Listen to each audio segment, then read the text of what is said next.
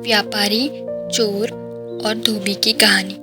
राजा भोज जब सिंहासन पर बैठने का प्रयास कर रहे थे तो तीसरी पुतली ने उन्हें रोका और कहा कि पहले वे विक्रमादित्य की कहानियों को सुने और उनके समान गुण अर्जित करें। इसके बाद तीसरी पुतली ने अपनी कहानी शुरू की। उज्जैन नगरी में विक्रमादित्य नामक प्रतापी राजा राज्य करते थे।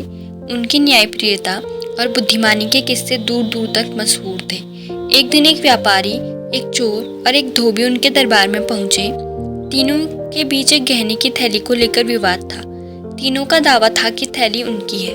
राजा विक्रमादित्य ने तीनों की बातें ध्यानपूर्वक सुनी। उन्होंने व्यापारी से पूछा कि उसने थैली में क्या रखा था।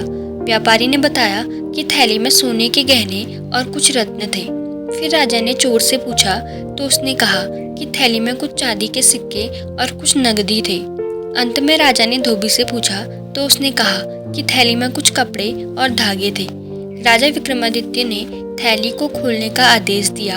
जब थैली खोली गई तो उसमें केवल सोने के गहने और रत्न पाए गए, जैसा कि व्यापारी ने बताया था।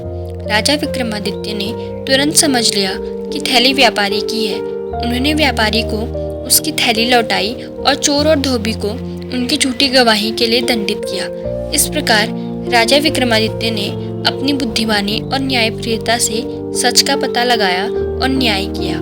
कहानी सुनने के बाद राजा भोज को एहसास हुआ कि विक्रमादित्य की तरह महान बनने के लिए उन्हें और भी कई गुण सीखने होंगे।